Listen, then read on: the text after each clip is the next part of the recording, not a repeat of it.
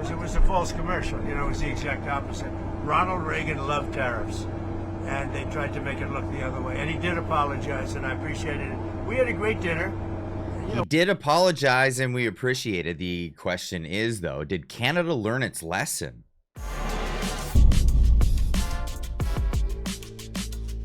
Ladies and gents, welcome back. Hit that like button on the way in. And if you're new here, my name is Clyde. Welcome to the show. The subscribe button is just down below. Go ahead and hit that at your leisure. Let's get into today's story. Mark Carney apologizes over the weekend to Donald Trump and America for what took place. And of course, what took place was the Premier of Ontario, Doug Ford, put out an ad taking Ronald Reagan's words out of context, making it look like he was very much against what Donald Trump is doing, when in fact, what he was doing, in that speech, he was saying how important it is that the executive branch of government have the power to tariff other countries. Here's Mark Carney giving his apology. Hi, Prime Minister. Mackenzie Gray with Global News. Did you apologize to Donald Trump about Ontario's anti-tariff ad? I did. I did apologize to the president. The president was offended by the act, or by the ad, rather. And it's not something I would have done, which is to put in place that advertisement. And so I apologize to him. Well, good question there. How much involvement did Mark Carney, the Prime Minister of Canada, actually have in this? Doug Ford disagrees with Mark Carney's statement here. Mark Carney didn't only know about Ontario's Reagan ad, but he also watched it in person with Doug Ford before it was released. This is Doug Ford answering the questions to a reporter. Back to the Reagan ad. How do you know the Prime Minister and his Chief of Staff saw this particular ad before you moved ahead with airing it? I was with them. I was with him, just straight up telling the press exactly that. Now, Donald Trump was on Air Force One. He was asked a question about this, and well, this is what he had to say.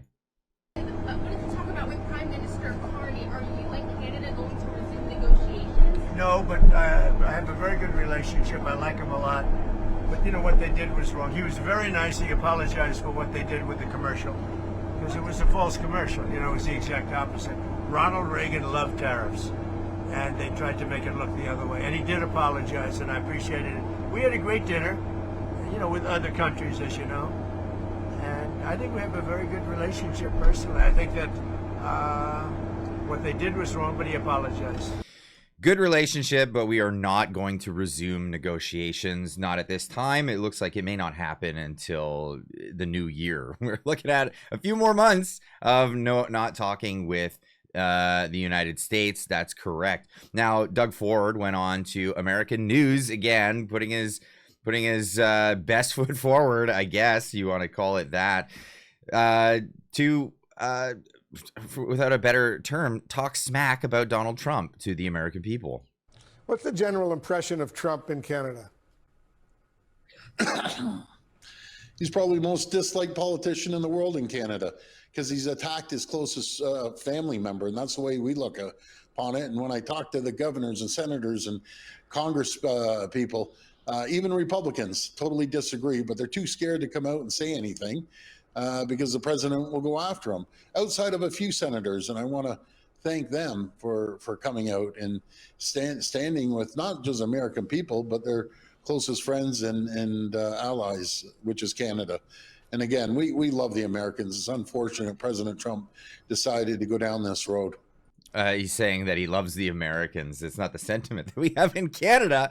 Banning, what is it? Doug Ford has banned alcohol sales from American companies in Ontario and the likes. It's amazing just how much he's done to destroy the relationship between Canada and the United States. And in fact, this is a really interesting part of this whole thing. Dr. Sylvain Charlebois, known as the food professor, puts this out on X, says, this is really interesting. An Angus Reid poll, the latest survey this morning, shows 57% of Canadians support Doug Ford's anti-tariff ads invoking Ronald Reagan, of course, completely out of context, piece of propaganda. They support propagandizing Americans, while 60% believe those ads have weakened Canada's negotiating position with the U.S. So make America look bad and risk the consequences? This is the real question here. And he links to the actual poll here.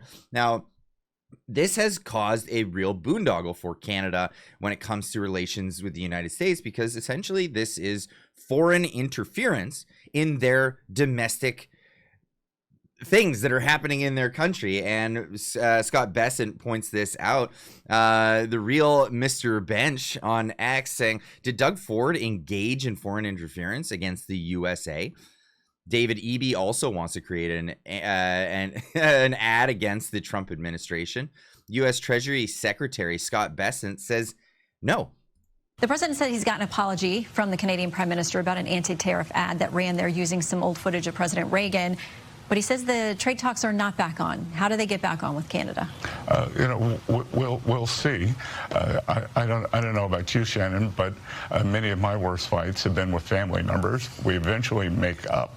But this was very serious. This Prime Minister of Ontario, who I imagine is smarting quite a bit from the Blue Jays' loss last night, spent, I heard, $75 million broadcasting across the U.S. border trying to sway public opinion.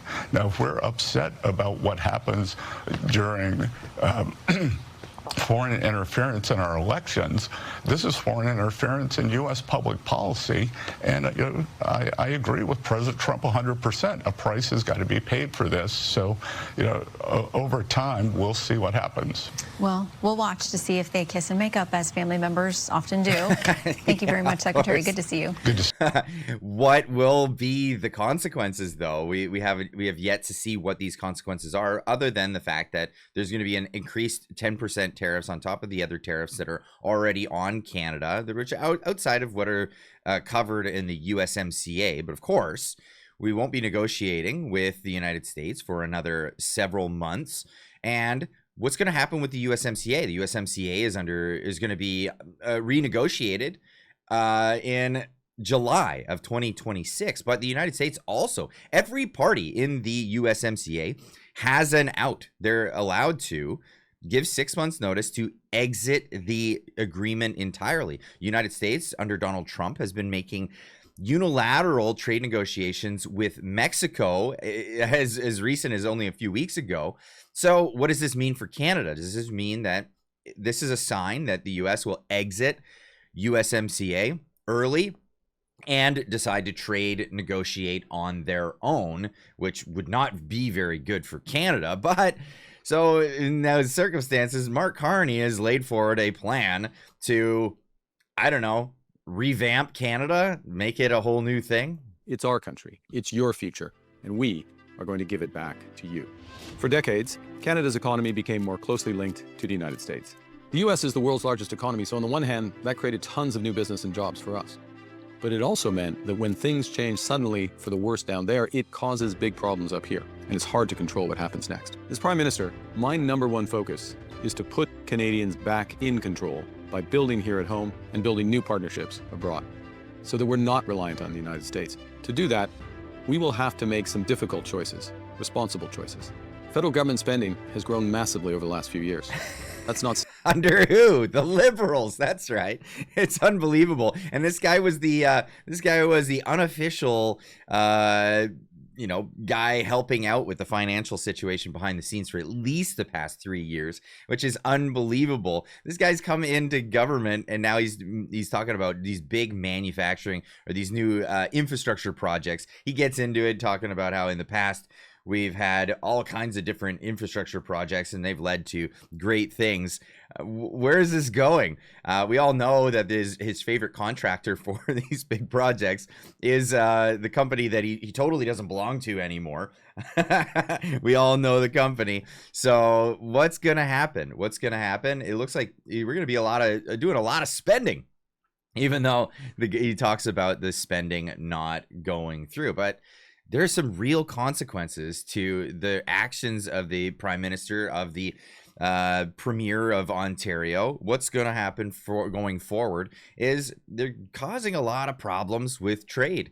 Now, this is the way it's going to go. And there's been lots of talks about what happens with a country that keeps poking the bear how is this going to go forward? Are we going to even have a good trade system or trade negotiations with the United States? What will it look like in the future?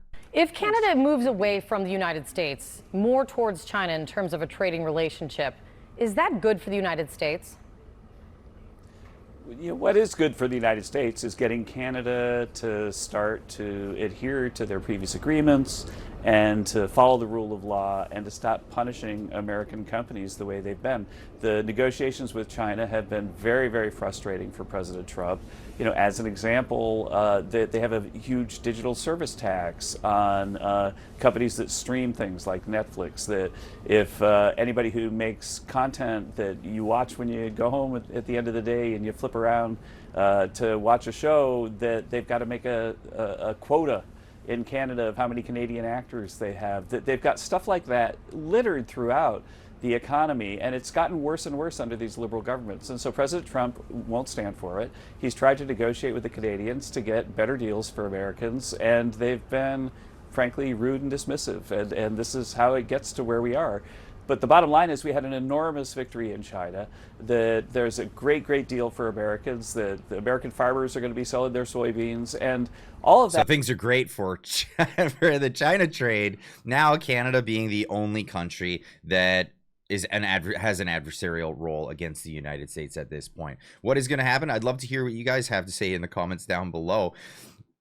Can Canada come through? Can Canada have instead of just a fake apology, why don't they come out and give a real, genuine apology, which would come in the form of maybe making some promises to do better in the future, perhaps showing that they're going to do something better on the trade negotiation side. Perhaps, I don't know, talk about supply management, because this is one of the big issues, and that's with the dairy cartel in Canada. I'd love to hear what you guys have to say in the comments down below. Let me know what you think, and we'll see you in the next one.